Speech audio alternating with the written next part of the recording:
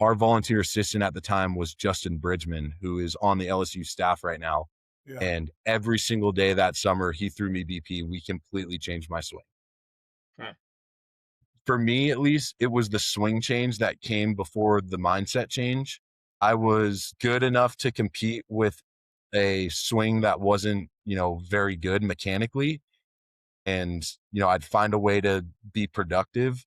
Once I changed my swing and felt confident in the fact that I could actually do damage at the plate, then the mindset started to flip. And all of a sudden in those same RBI situations, it wasn't, think about how can I put this ball in play to score a run? It was how can I beat this pitcher and drive a ball into a gap somewhere?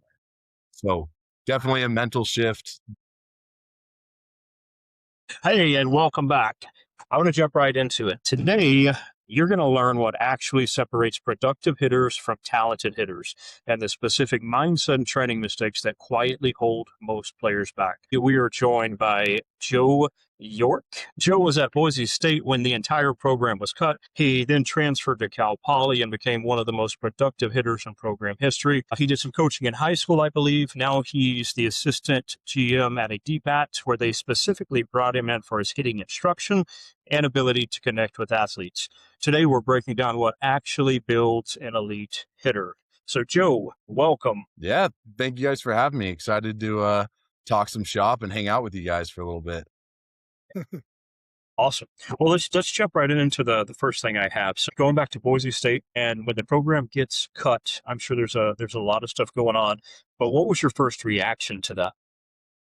Yeah, what the hell am I going to do next? We were, my freshman year was that year at Boise. That ended up being the COVID year. So played 14 games that season. Everybody got canceled, not just us. Went and played summer ball that summer. Woke up one morning. I was actually living in a house in Utah with 6 other Boise State teammates playing summer ball out there. I woke up one morning to an email from our AD saying program wasn't moving forward. Hop on this Zoom to talk more details today at noon. And we were all just, kind of waking up to that email. But yeah, man, it was tough. We immediately got on that call, got in the transfer portal. Transfer portal was around, but it wasn't like it is now quite yet. But yeah, immediately made a list of my top 10 schools I thought I could play at, would be interested in going to, reached out to all of them. And I think I was committed to Cal Poly within the end of the week. So I was one of the fortunate ones from that group. We lost, probably 10 or 11 of those kids. That ended up being the end of their college baseball career, unfortunately. But yeah, it was a tough day for sure. That is tough. Whenever you first hear something like that, what happens to your confidence? Really, how did you prevent your confidence from collapsing with that news? Yeah, I think it helped that I was with a group of guys who was going through it at the same time as me. I think if I were playing summer ball or if I were back home by myself, would have been much more difficult. But conversations with them, hyping each other up, reaching out to schools on those guys' behalf as well. I was the first one from that group of Boise guys who ended up committing to a new school. And 2 of my Boise State teammates ended up being my teammates at Cal Poly after that. Wow. So as soon as, I was committed, it was our center fielder, who was my roommate at the time, ended up being my roommate at Cal Poly. And then one of our left-handed pitchers came and played with me at Cal Poly for another 3 years. So really, I mean, it takes a village when you're going through something like that, having each other's backs. And, the coaching staff at Boise State was great too when it came to that. They understood the hardship and how kind of crummy of a situation we were in. They were our biggest advocates, reaching out to other universities to try to find us a spot to play. Why did they shut down? Why did they shut it down? We've heard a lot of different things. I think the story they're going with is, COVID was going to make them take such a hit on football, and ticket sales with football that, we weren't the only ones they cut. They cut the women's swim and dive team as well. Then you dig a little deeper into it. We had a $10 million facility that they just broke ground on. That was promised to us. Yeah. Swim and dive had an $8 million facility that they were about to break ground on. And you go, well, those are 2 big money, programs that are coming down the pipeline. Let's get rid of them. So yeah, just unfortunate for sure. Yeah, that's tough. What did you think separated the guys that made it to other teams and continued playing and the ones that didn't? Was there anything specific? Yeah, I think, age had a big piece of it. That Boise team was different because, they hadn't had a team there in 40 years. So our Wow. My class was 20 freshmen and, a handful of upperclassmen who transferred in that year. So it was a different dynamic than you see with most college baseball teams. I'm pretty sure all of those 20 freshmen either went on to play indie ball right after and just said, I'm done with college baseball after 1 year, signed an indie ball contract and went and played, or ended up finding a spot. I want to say a majority of the older guys too went on to play indie ball right after that year, right after we got canceled. But I mean, the whole group, like, it was a group of guys who just loved to play baseball. I mean, the makeup of that team, and I was on some great teams at Cal Poly, but the makeup of that team, even though it was such short-lived, those were guys that were going to do whatever they could to continue playing baseball in some way, shape, or form. Yeah. I can think of some Cal Poly teams that if that circumstance fell on Cal Poly, the success rate of how many guys continue to play baseball would have been much lower. Just some SoCal dudes who were kind of on a roster to say they played baseball, and all of a sudden baseball was done. They weren't going to blink twice at it, but that wasn't the group at Boise. Those dudes, we got guys still playing from that Boise State team that love it each and every day. So just the makeup of the group for sure. Why'd you jump to Cal Poly so quickly? What drew you there? Yeah, so Cal Poly was actually one of my schools that I really wanted to go to coming out of high school. Had a good connection with the head coach, Coach Larry Lee. He's renowned as one of the best hitting coaches on the West Coast. I think he just started his 24th year at Cal Poly, something like that. Couldn't quite hack it coming out of high school. I mean, I had good high school numbers, all conference, stuff like that. But again, I'm same size as my brother. I'm a bigger first baseman, but I don't hit for pop. I was high average, high on base guy. And for a guy who's going to clog up the bases, that isn't necessarily something that a lot of teams love if they're not going to produce, slugging percentage wise. Yeah.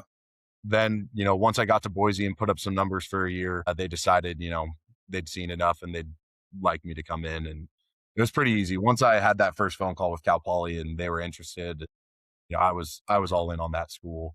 The area is unbelievable. The university's great. Baseball program's got a rich history. So it was a pretty easy decision once they made me that offer. Gotcha. What was the biggest change that you experienced in all of that, going from Boise State to Cal Poly?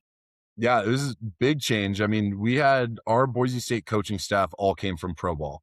They all coached either indie ball or in the minor leagues before they got to Boise State. None of them had, I think only one, our head coach maybe coached at Gonzaga a little bit early in his career. But other than that, they were very pro ball, which, to me is a lot more laid back, a lot more kind of do what you personally need to do to develop and get better. We're going to be a little more hands off, a little less, into the nitty gritty of the daily routine type stuff. Yeah. Get to Cal Poly, and it was the exact opposite. It was your day was scheduled out to the minute. And there's definitely an adjustment period to that. But, I think on a player to player basis, you can argue that either one is better for the athlete's development.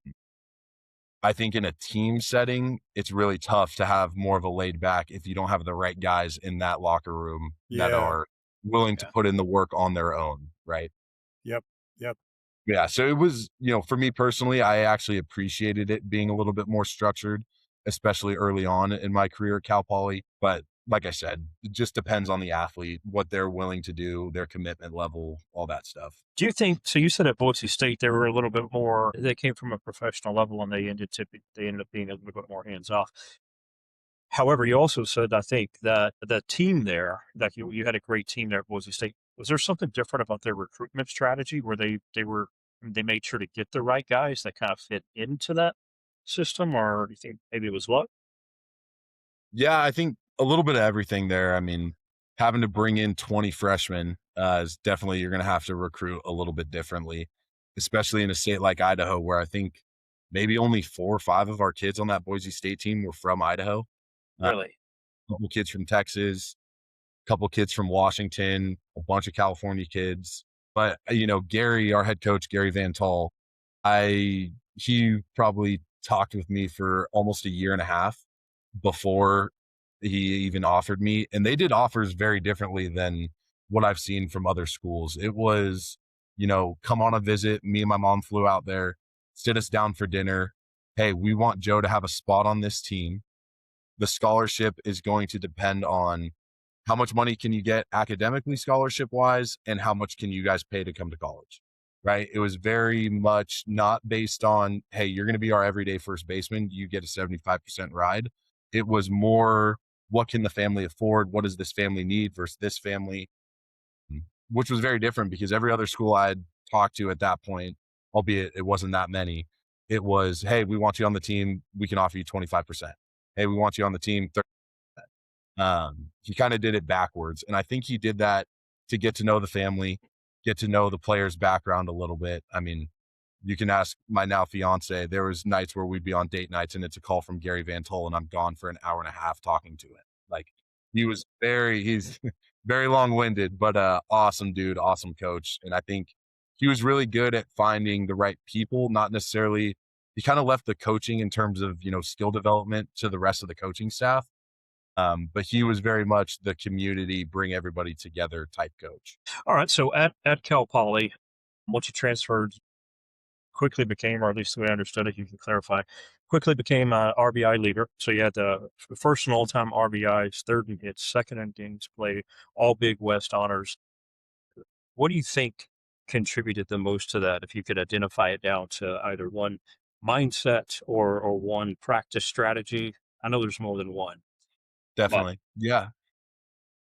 Well, those all look great on paper, right? But that's not the year by year stats. My first year at Cal Poly, I was awful. I basically only played because I was our best defensive first baseman and our shortstop he ended up being the 8th overall pick to the Twins.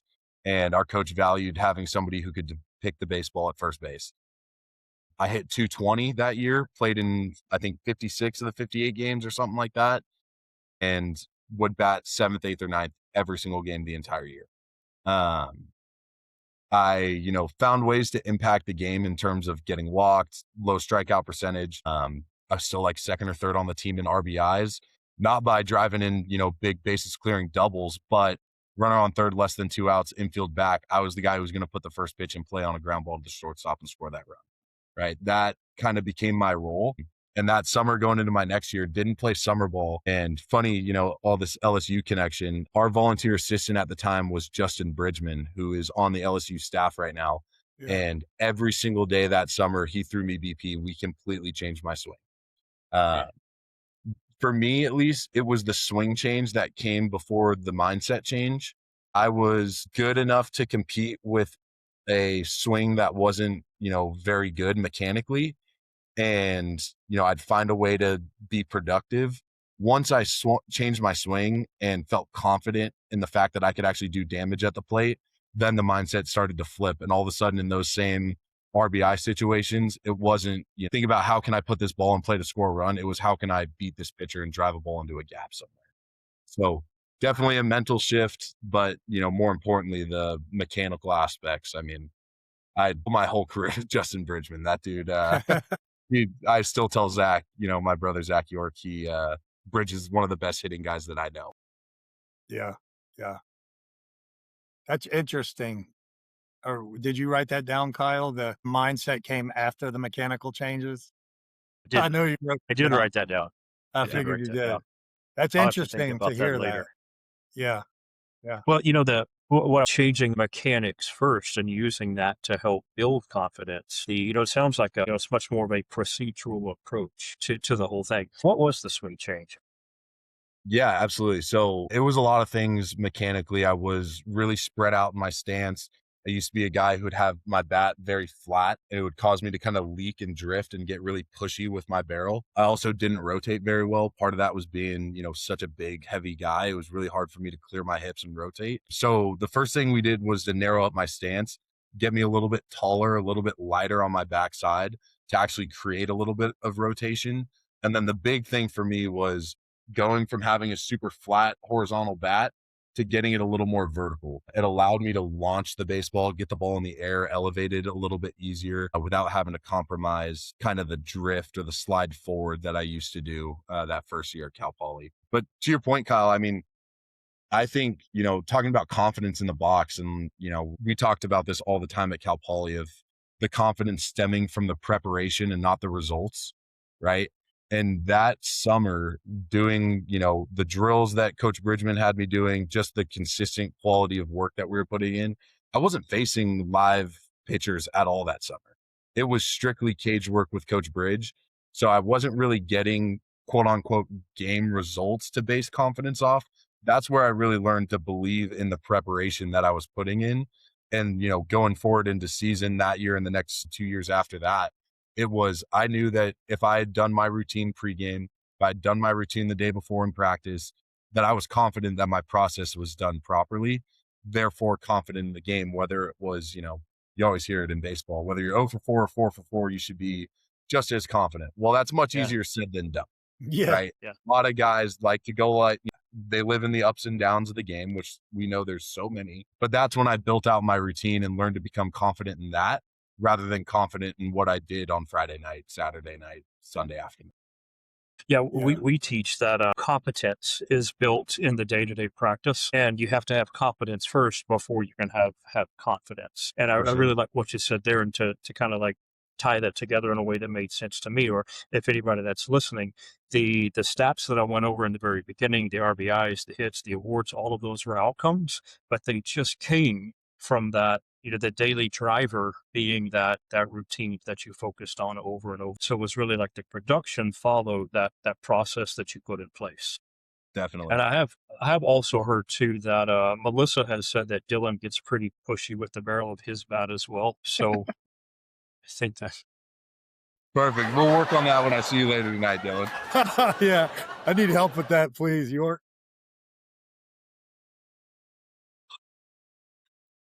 that's great. I love hearing the way that went, and it is kind of interesting to me too, where it first became, mechanical was first, working on those things, then the confidence came, and then all of that was put together in your daily routine, and then doing that day in and day out, then everything else, all of those outcomes were a result of that.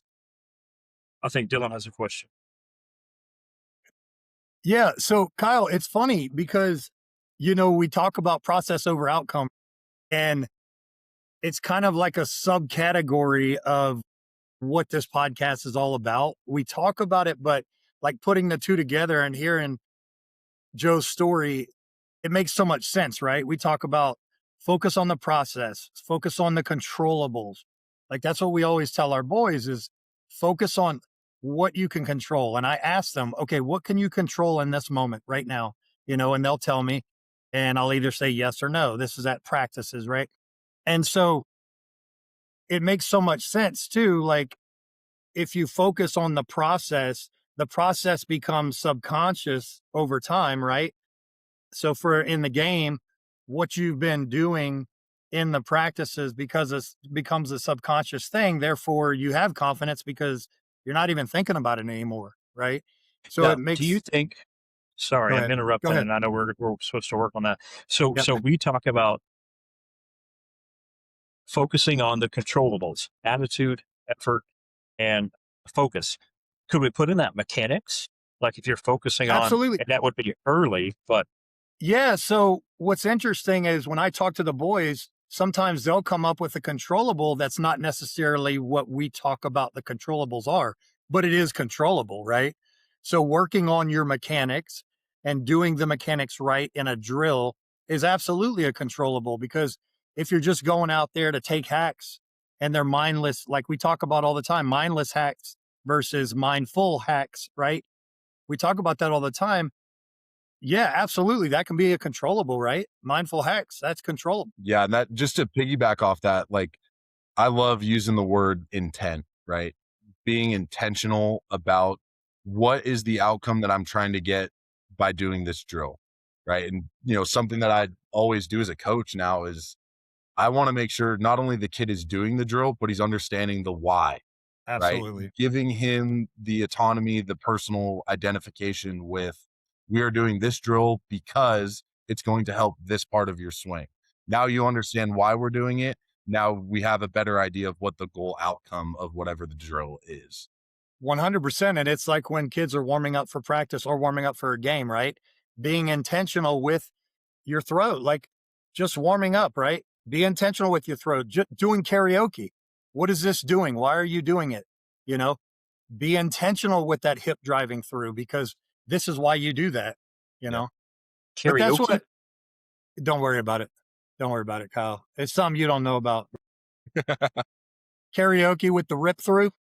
Karaoke with a rip through. You never heard of that? Come on, bro. I've been sober Come for a on, long bro. time. I don't remember karaoke. I don't remember what I ripped the last time I sang karaoke. No, but I can barely turn my head. you were ripping through. Well, hey, Maybe. I got something to add on to that real quick, because it's something that, you know, should have maybe gone in Joe's bio, and what I think is most important for him now, at least in my eyes, you know, maybe not to him, but I'm sure we could agree on this. It's teaching the youth, right? And what I've seen from him and Dalton, like I said with Dalton, I said this same thing, is Max and Brock have been with the best of the best in Dallas. They've been all over DFW with different coaches and lessons and all this crap, because I have resources, right, all over the place. But I'll say this is his attention to the detail, and the fact that he's able to encourage these kids to focus on the process is what I think through all of his bio is most important, and should be right now, because that's what he's doing. And he's done an amazing job with, you know, Max in just a month and one session, you know. And it's very interesting to watch him and Dalton both coach the youth, because they both have their own knacks on how to keep these kids engaged, even if they're failing. And that's something that I wanted to ask you about, is like, when a kid fails, it seems to me from an outsider looking in, you go right back into it. And like, I wonder if that is something you do on purpose, or is that just natural for you? Because instead of like talking to the kid and say, I know you're down, blah, blah, blah. And I know you do that. You have to do that sometimes, right? You have to have a talk, or you'll have them step out, take a couple breaths. But what I like about you is like, you'll tell them, you know, good swing, but blah, blah, blah, you know, it's like, and then boom, they're going back into it. Yeah, I mean, I think that's kind of the nature of this sport too, right? I mean, I don't want, how often do we swing, chase an 0-0 slider, you're down 0-1. Well, if your body language and your belief all of a sudden is out the window, that at bat's over. In reality, you still got 2 more strikes to make something happen, right? So I try and, as best I can in a cage lesson setting, try and replicate what's actually going to happen in a baseball game. So, you mentioned the breathing, right? Breathing was such a huge part of my routine, in-game, in-at-bat routine, where as soon as I took that breath and let it go, whatever just happened is done. There's nothing I can do about it. I can take information from it and apply it to the next pitch, right? But I can't affect that result anymore. That result is gone and over with. For me, the breath was always a way to kind of physically signify that last pitch is done with. Right now, I'm moving on to my preparation for the next pitch that's coming. So same in a cage setting where, yes, I'm giving them feedback, right? I'm coaching them up, helping with a little bit of this, but it's like, usually it's going to be quick when it's in round. Yeah. Because I want to keep that, kind of 10 to 15 second, the same as when that guy's getting on the mound and throwing a pitch, right? Now at the end of the round, that's when we'll break down, a plethora of swings that happen. But mid round, I want to keep that same in at bat feeling, right? Quick little reminder. It's okay. Get to the next pitch, win this pitch, boom, drop the next ball in, throw the next pitch, keep it going. Yeah. Yeah. Yeah. That was, so our Cal Poly, our Cal Poly head coach was big into the mental game and mental performance. And 2, we had an unbelievable mental coach at Cal Poly. Jeff Troche was his name. And he's still there. I still talk to him every once in a while. But man, I have journals filled with stuff from Troche that, we do. Once a week, we'd have team meetings with him. We could go in one-on-one with him anytime we wanted to. One of the best assets that I had access to throughout my college career. In the system that Dylan and I teach, the Competing with Confidence, I included a lot of information from Heads Up Baseball 2.0. And that guy's name, if I can remember correctly, it's like Ken Rizero or something like that. Yep. That's the way he talks. So that's it's like winning this pitch, winning Great this moment. book. Great book. And it is very, very applicable to that. And Dylan, we included some of that this last time I was up there. I tried to with some of the pitchers. I think this is where my lack of baseball knowledge it affects my ability to It work doesn't with them on matter. Mental confidence. approach is mental approach, right? I mean, But it's that, like, we would have them focus in on the process. What are you trying to do with this, with this, or the controllables? And then if they didn't do it, then I would tell them, just throw that same pitch again, but just go right back to it. Almost like not even giving yourself time to think. Do the same thing, have the same focus, and just get right back into it. And that yeah. aligns a lot with what you're doing on the hitting side too. So that's great. Yeah, definitely. This is backing up a little bit. I'm really interested on the focus of mechanics. How does that progress? Because whenever you're at the plate, you can't think about all the little nuanced things. So what is the progression from thinking about the mechanics to actually performing, where we kind of want the conscious brain to get out of the way? Definitely. Yeah. Our Cal Poly Coach Larry Lee, he was big on, you can have one thought. When you're in the box competing, it's one thought. Now, whether that's you choose to be thinking along pitch sequencing, you choose to be thinking about a target that you're trying to hit the ball to, or whether it's like a hand mechanic, something like that, one thought only, right? That was a big thing for him, trying to clear the guys' minds. Mhm. For me personally, like going through that, I was never, if I was thinking about my swing mechanics in the batter's box, I was already out. It was all that stuff, all the mechanical stuff was done in the cage. And by the time you step in the box at 6 o'clock on a Friday night, it's about beating that guy on the mound. The swing I have that day is what I'm bringing to the dance. There's nothing I can do about it now. Go compete. Right. Yeah. Now, I was very lucky that I was in a spot where I had 3 months of the summer to strictly work on my swing and not have to compete in a game, because I'll tell you what, that previous year when I was struggling at Cal Poly, it was a different swing every week. And you tell me you change your swing on a weekend and you show up on Sunday and you look completely different. How do you not think about some sort of loading mechanism, something going into the batter's box, which, Yeah. ended up being part of the reason why I struggled so much that year. But yeah, once I had those 3 months of, quote unquote downtime of competition, to where I didn't have to think about my swing anymore. My new swing was just my swing, right? Then it freed the mind up to think along with a pitcher, pick a spot on the field. That's my target. We love doing target hitting at Cal Poly. For me, it was always the shortstop's kneecaps, right? That was my mindset, was to hit the line drive right off the shortstop kneecaps. It kept me from dipping my barrel too much, right? Kept me feeling like I was on top of the baseball, but I was still being aggressive, trying to blow that dude's knees out. Did you ever do that? A couple times. No. Yeah. I always Your look back. brother almost did. Yeah, seriously. No, I One had a of couple the times where I, lined into a double play right at the shortstop. I'm like, perfect. That's what I'm trying to do, That's right? exactly. I like the way you position confidence there too, because that's the way it should be. Whenever you step into the box or whenever it's game time, you have to trust. That's where confidence comes through. Is you have to trust whatever it is you're working with. That's what you need today. And I find that to be one of the more challenging things with youth athletes is, and I know, like Dylan and I've talked about this, where it's like a logic thing. A lot of them, they just don't understand right now. So that's why we're trying to get in their heads about this stuff. But that is the thing, is you step in there, whether you're ready or not, you have to believe you are. You have to believe that the work you put in is what you need to perform the way you're supposed to today. Definitely. And then, kind of to go back a little bit, but the fear of failure that a lot of these kids have, I think holds them back quite a bit.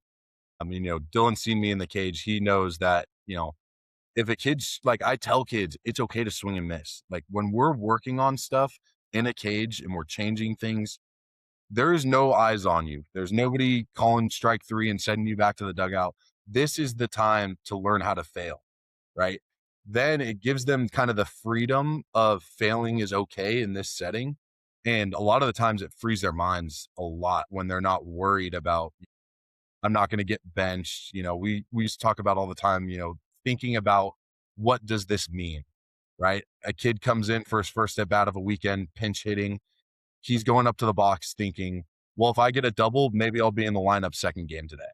If I strike out, I'm probably riding the bench the rest of the weekend, right? That mindset of thinking, what does the result mean versus focusing on the task at hand is something that we talk about all the time. Yeah. And that comes with repetition. That's why Dylan and I make the players write stuff down with their hands. You can't just tell them that and say, be confident or, think about the process. You can tell them that, but it comes with that repetition of writing it down, and it becomes a habit. I think a lot of times people don't understand that too. These positive thoughts or these confident thoughts, they're habits. I think that some of the players at the top, they just probably have a better habit of being able to think about the things they need to think about, but it comes from practice, just like the mechanical things. And that's what we're trying to teach. Yeah. I think too is, with the kids, it's really tough, because it's just a completely different neurology, right? I mean, the way that they're playing on their phones and the way that they're swiping all the time, and as jungled as their brains are now, I think it's more important than ever to start this stuff at an earlier age rather than high school, or most people with college, right? Is before you have a sports psychologist or somebody that you can work with, or a coach that knows what he's doing. Because we've seen it all too many times. Is at 10U and 11U, kid strikes out and he starts crying, and it's like, so what? So what? And we can think it all we want, and we can say it all we want, but until these kids learn how to write down what's going on, write down what needs to be happening, and learn over time after they write it down enough to actually learn it, because we can say it all day and them not actually get it. Whereas I think, when I was a kid, you could listen more and put things into play, versus now that attention span is so short, with these kids. And Joe, I don't know if you've seen these manuals that Dylan and I are talking about, but one of the things we did is we built out these it's a 30-day journal for the most part. And the whole idea of that is so they're writing stuff down, but it's also on, you mentioned the pre-performance routine type of a thing. On game day, like whenever they're prepping, we want the kids to pull these out and read about how good they've been playing this week, or like all the great things they've done, all the wins they've had. And so as they go into that, the rest of that performance routine or whatever they're doing, they have all of these thoughts of success about how good they really are, and hoping to kind of maintain some of that confidence through the game. Yeah, we kind of along those same lines, our mental coach had everyone at Cal Poly put together like a 3-minute highlight reel of themselves. Yeah, Find clips absolutely. of you hitting doubles, great swings. And a lot of the guys who bought into, some of the stuff Trosh was talking about, when you come back in from in and out and you got 15 minutes before you're going back out to take the field for the game, you see guys head down in their phones watching themselves just raking or striking dudes out like that, and Trosh was big on trait versus state thinking, right? Believing in inherent traits. We're all college baseball players. We are, the top 1% of high school athletes who go on. Like, you have these inherent traits that say you are a good baseball player. Now, when you believe in those traits, usually you're in a good spot. When you start believing in the state you're in, 0 for 4, 4 for 4, believing in the state of your swing, that kind of stuff, that's where the confidence can waver a little bit, because you're not believing in the traits that you inherently have as a collegiate athlete, right? Yeah. So, Joe, what do you think separates confidence in a cage versus confidence in a game? Good question. I think a lot of it's going to have to do with, what does your cage settings look like? Are you doing things that are challenging, or are you doing things that are just making you comfortable, right? The game can be challenging at times. If you don't have cage reps where you are being challenged to that level, sometimes that can be a little bit difficult for kids. And I mean, Dylan probably heard me say it back in January when we were doing team training with their guys of, hey, just so you know, the drill we are doing today is difficult. Success rate for this specific drill may look like 3 out of 10 for a round, right? Setting that mindset for them to where, okay, like, typically in a cage hitting BP, you're looking to barrel up 80% of the baseballs, right? You're looking to have a high clip. Now, all of a sudden, I set up a really good slider machine. It's going to be a lot more difficult not even, Otani's not barreling up 80% of those balls, right? Redefining the definition of success for that specific drill can help with redefining what success in a baseball game looks like, right? And again, just making sure what you're doing in a cage relates to what it's going to look like on a baseball field. If I just went into a lesson and just threw the dude lollipop BP just to build up his confidence, well, that confidence isn't going to help him much when a dude's throwing, 92 with sink, right? Trying to correlate what you do in a cage to what actually happens in a real game. I think I think it's a mind shift for these kids to understand what success really is too. When you get into a game and you look at success, it's not always defined by, a win or a loss. And we talk about that a lot on the podcast is, you hit a line drive to the center fielder and he makes an amazing play. Well, you know what? Good play. I barreled the crap out of that ball. I did my job, not focusing on that outcome, but knowing that I did what I was supposed to do when I was up there. And you hear so many stories of the professional guys talking about like something happened in this game, and then a couple of months later they're in that same situation in this game. And to trying to frame this up as it's all a process. This is like one giant game of chess, and that the team you're playing in the tournament this weekend, you'll probably be playing again some other time. And so you're just trying to constantly realize that the game never ends.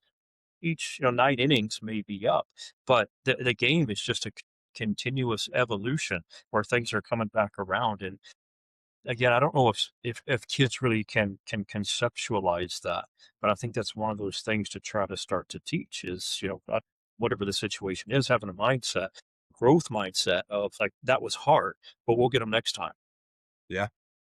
That, I love the way you frame that of, it's a continuous evolving, ongoing game, so to speak, like that.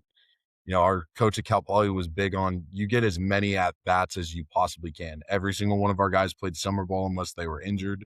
There's no at bats that are thrown away, because what if that's the at bat that something clicks for you, right? You never know when that moment's going to happen. So you have to put yourself in a position to get as many opportunities as you possibly can, in hopes that, and believing that, somewhere down the line, it is going to click. That is going to work out. And then I'll be ready for that opportunity.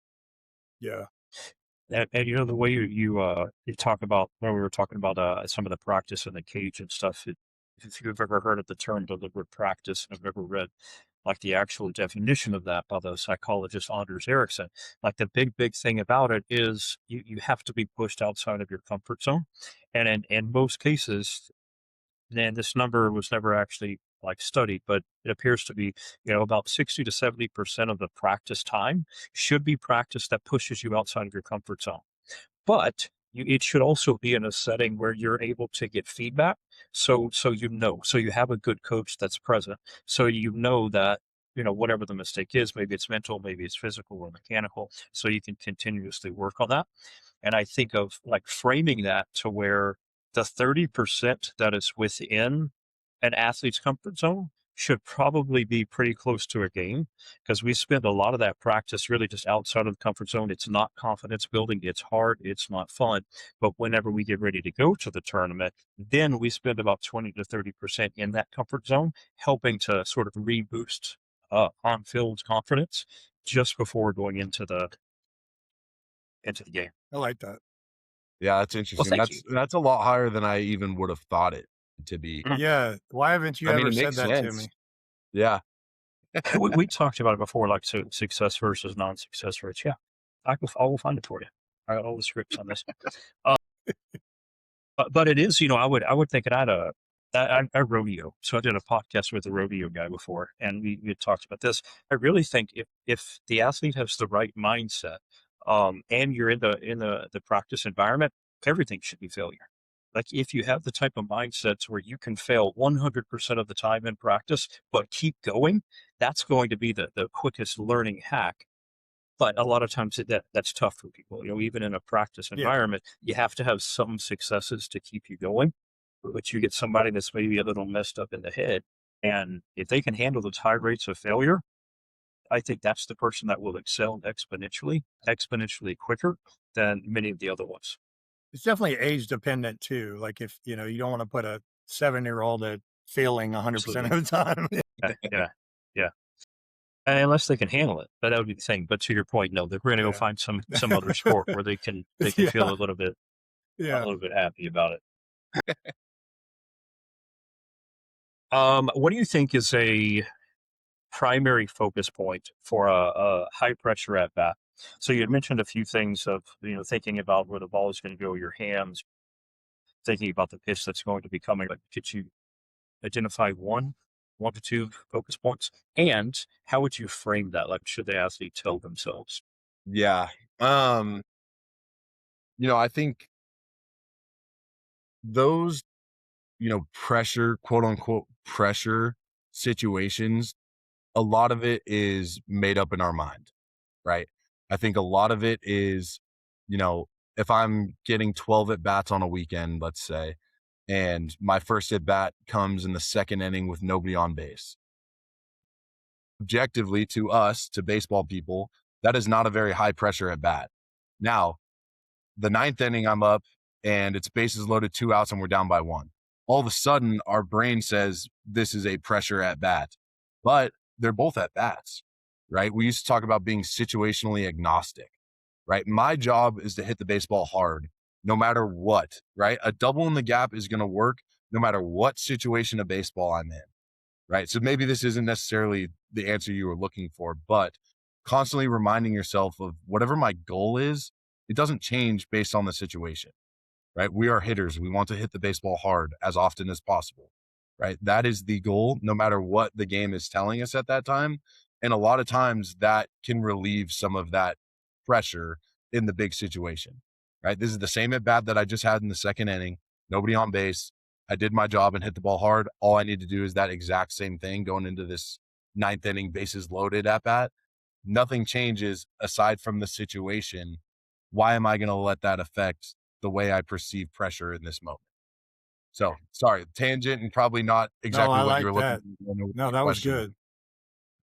I think that's great. Yeah, I guess what I think of whenever you say that is they're identify a process that works for them in that moment.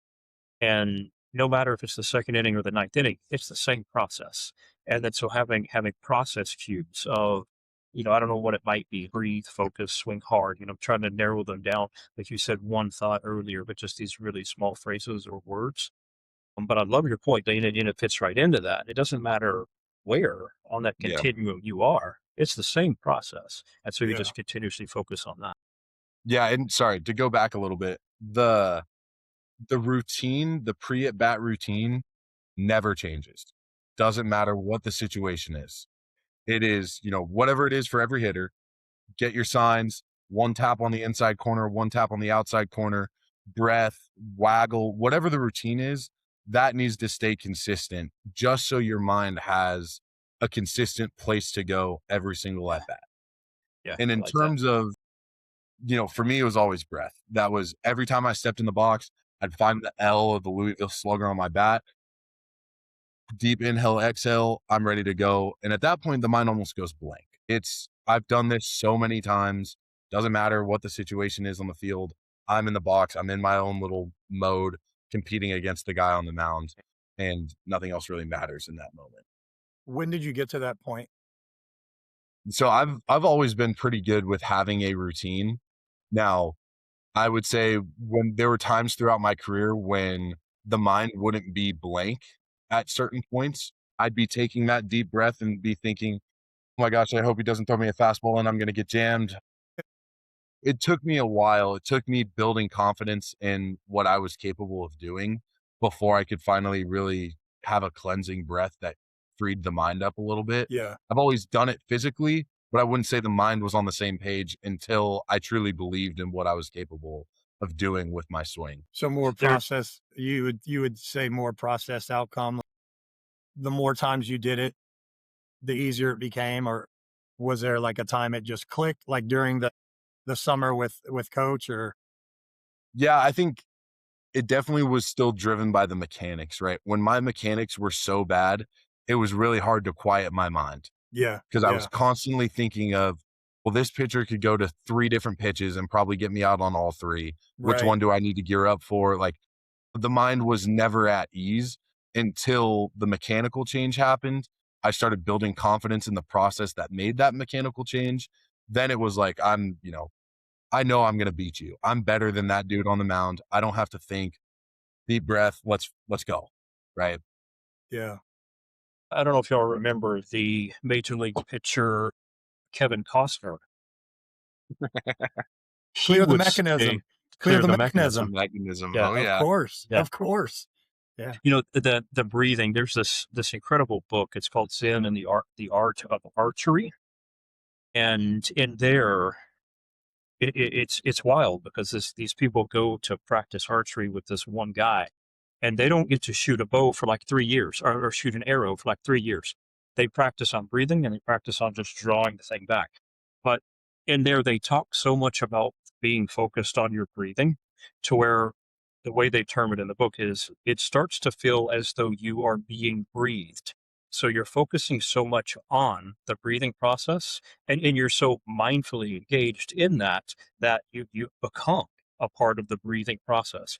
But that was something that was very much ingrained in this archery training. And I think this probably would have been like maybe mid 1800s, something like that. So some time ago.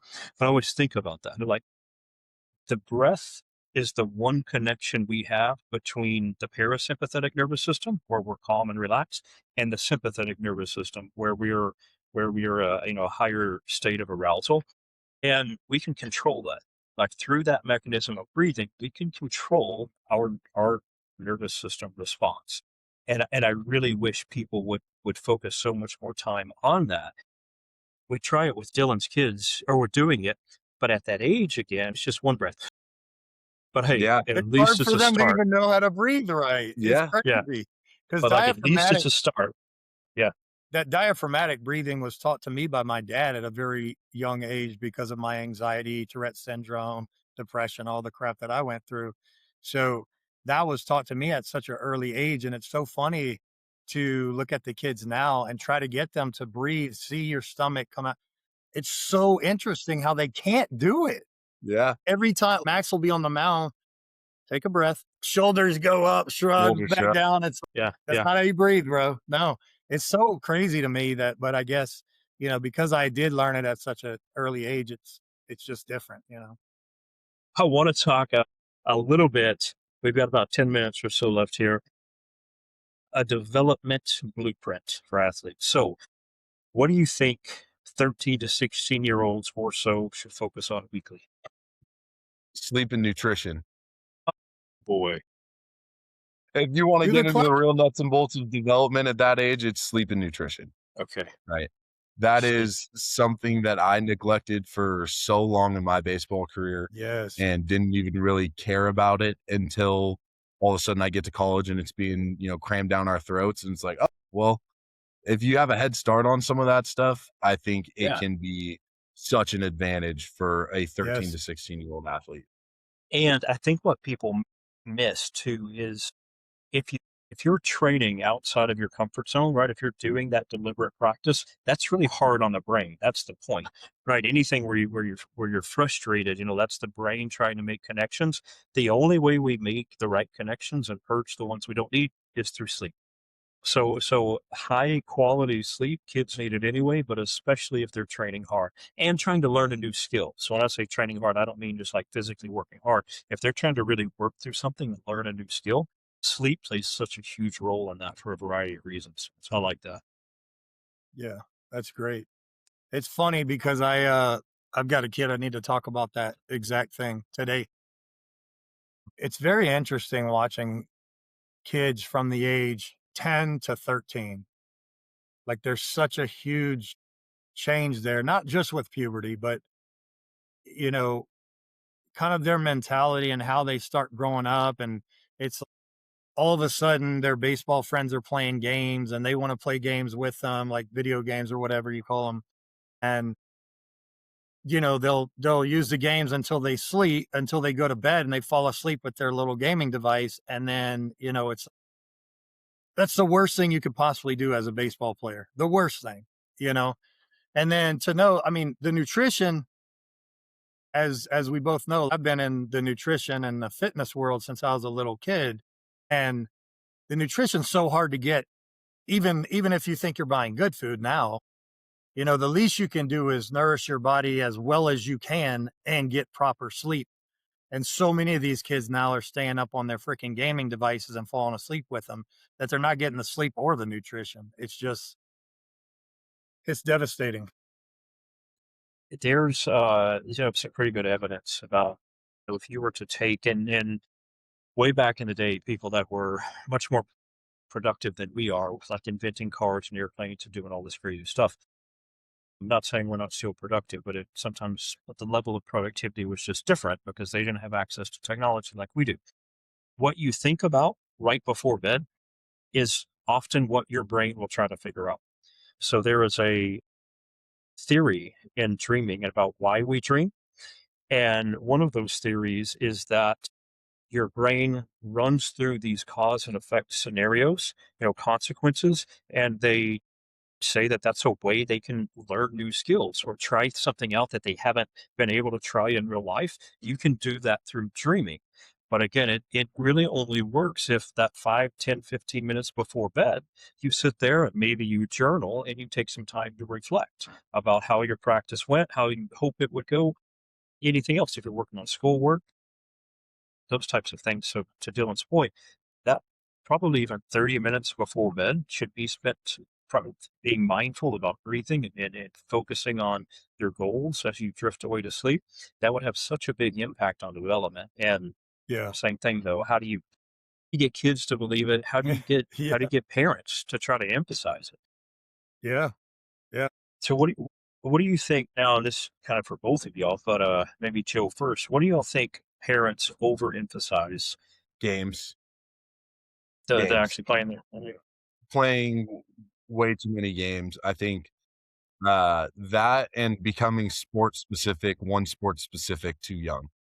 I think the athletic moves that you can learn playing, you name it, football, basketball, baseball, all will have some translation to each other. I think youth baseball nowadays with travel ball, I played Little League till I was 12 years old. Didn't play on a real true travel ball team till I was in high school, right? It was football in the fall, baseball in the spring. We'd keep hitting. My brothers and I were lucky enough to have a little cage in our backyard. We'd hit year round just because we loved it. But it wasn't base. We weren't thinking about baseball practice and baseball this. We were playing football at that time. It was football practice over. Let's go take some hacks just because we loved it so much. But I think nowadays there's so many games being played with travel baseball for kids. And I think it's really hard to get some of the great benefits you can get from that cage session we just talked about, where you're learning how to fail in a safe environment. Now it's just being shoved down them with a game where they're getting so outcome oriented because they're playing 60 games a year. That's a college baseball schedule, not a Yeah. schedule for a Yeah. 10-year-old kid, right? Yeah. Well, and we talked about in one of the podcasts is that it becomes less and less important. The games become less and less important because you got another one next weekend. So, when I was a kid back in the Stone Age, not like you, Joe, because you're still a kid, but when I was a kid, baseball season was over and you're done. So we played, maybe 3.5 months, and then, you know, you get your trophy or you don't. And everybody under first place didn't get crap. And then you go on to go home, you sulk for a while, and then you go on to your next sport. These kids are so, inundated with tournaments and the wow factor of all these tournaments and just going to play tournaments, that they become numb to what a game actually is. The games become so normalized and just like, it doesn't even matter if they, what they do during a game anymore because we got another one next weekend. But Dylan, we've talked about this though. That's almost a positive thing whenever it comes to the mental side of it, because that's what we want. We want them to feel so numb, to use the term that you had, to the the consequences of winning or losing that they don't even think about. I know it was, I don't know if it was Mike that brought that up originally. I know it's been brought up a couple of times, but thinking about that with other sports, I mean, that's kind of the thing. It doesn't matter if you win or lose. You're going to pack up and go right to the next one. Yes, but the problem is there's no importance set there, right? So then they don't go and try to work to try to get better because it doesn't matter anymore. They've got another tournament next weekend and then another So tournament that, next weekend. It just keeps going on and on and on. So they don't work to get better because they got another tournament coming. So who cares? That's the mindset yeah, I and see that. I mean, honestly, it's not just the kids' mindset. It's some coaches and parents' mindsets, right? That's I where can the see that, I problem is. guess. The numbing So out the number of effect games, to where you're in a zone is different than what I mean by you're just numb to the importance of a game. Completely different scenario there. I guess I think of it the way you put it there, if that reduces the importance of practice because you're just going to go right to another game. I can That I can part, relate to that in terms of, college summer ball. You go from your team, your school team, where every game is live and die. You are trying to do everything in your power to win a baseball game, to summer ball, where honestly, if you lose early and don't make the playoffs, you get to go back home and have 2 weeks of a summer before you have to go back to school and start playing baseball again, right? Nobody cares in summer ball about wins and losses. It's all about your own individual development, performance. Nobody really cares at the end of the day, win or loss. And I think that is a lot more, what Dylan's getting to, where these kids are playing so much at such a young age where, whatever happens, they're playing again tomorrow night. They're playing again the next day. And it's not they're not being able to actually understand what just happened, comprehend what the outcome of the game was, process it, think about it, come away with some conclusions of it, and then move on. It is so much. We get in the car and I'm on my phone. Like, it's almost like it Yeah, didn't even happen altogether. They're not right. taking in information from that game because they're doing it so often and they don't really care half the time if it's, whatever. I get to do it again tomorrow night. and if it has a negative impact or impedes with the practice, especially at a young age, like that part, or that makes sense to me. Just like you're saying, Joe, like in Dylan too. But yeah, I mean, the point of that is where you should take some, what you've learned in that game, work on that. So that way you are actually better next time. So yeah, the next game's going to be coming around, but you've worked on these things. And if you're not taking the steps to do that, then you don't improve. If anything, you'll deprove. If anything, you get worse. Deprove. I think there's definitely a happy median between way too much and not enough. Like you know, we're not saying, and I think what we've talked about this before is we're talking about these kids will have a 5-month fall. They take a month off and they go in the spring, playing spring, summer straight into the fall. So you're talking about a tournament almost every single weekend. And with the mental wear down, with the mental fatigue that happens, they're not able to think about how to get better. They're just going through the motions and it's just to get to that next cool tournament try to win, a third place ring in the silver bracket, which that's the winner of the loser of the losers. It just doesn't even matter. It's gotten to a point where it's so oversaturated and it's so crazy how many tournaments they play throughout the year, right? Where it doesn't allow you to play other sports as a kid. All right, I've got a few more questions for you, Joe. So here, I want you to say the first thing that pops into your mind. Boy. You ready? Gosh, what is this? Question number one: Dylan's face. Harry. Give me one in-game reset cue a hitter could use. Looking at a foul pole. Looking at a phone. Okay. What's one overused hitting myth? Squish the bug, The what? right? Squish the bug. Man, Okay. Squish the man after bug. my own heart. With your foot. Man after With your my Yeah, foot. own with heart. that back Right there. foot, a lot of youth coaches teach kids to squish the bug. And Yeah.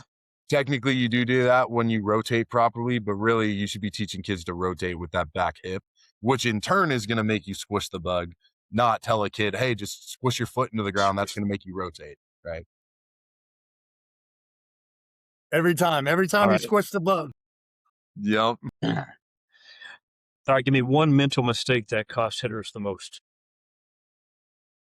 Trying to guess pitches. I think What's that?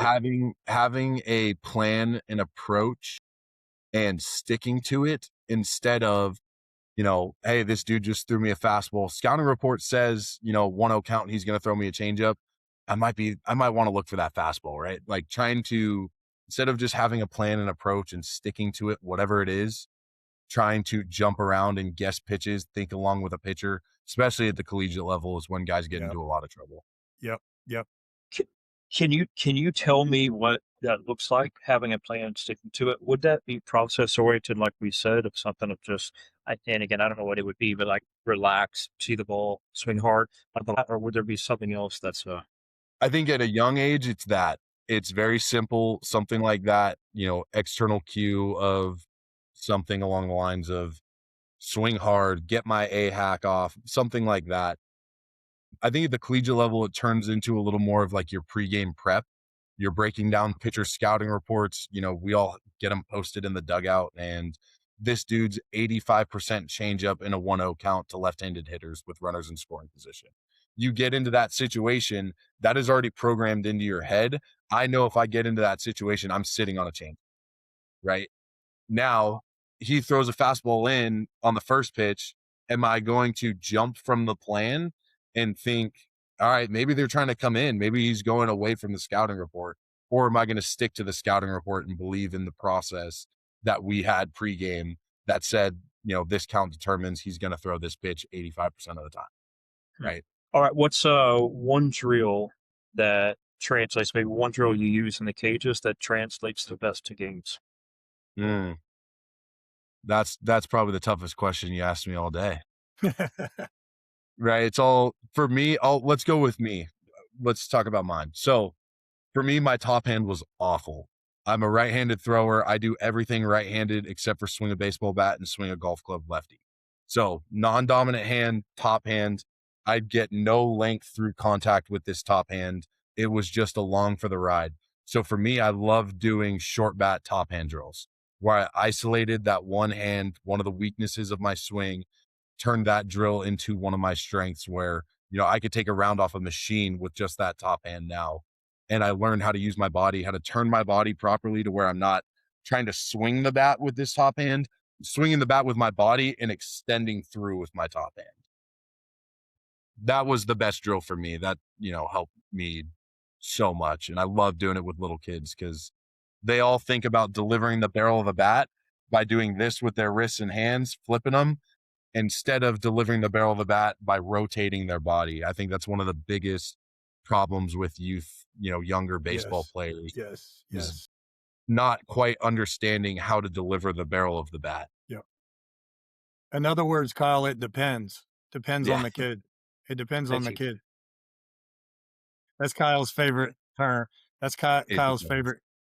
It depends. That felt like a cop-out answer. No, it's right. It depends on the kid. Depends on who it is. Does. Yeah. All right, so a quick recap. The program was cut. Didn't have any control on what was happening. Sounds like when we got to Cal Poly, there were a lot of things there that really helped to shape you as a hitter and as an athlete. That resulted to you doing relatively well.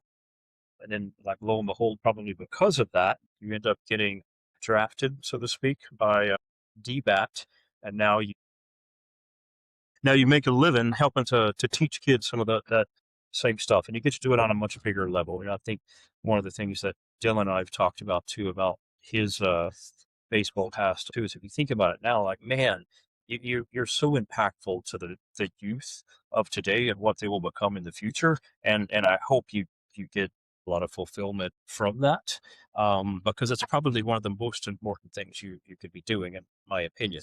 And I have a young baseball player myself, so I always enjoy whenever we meet people like you.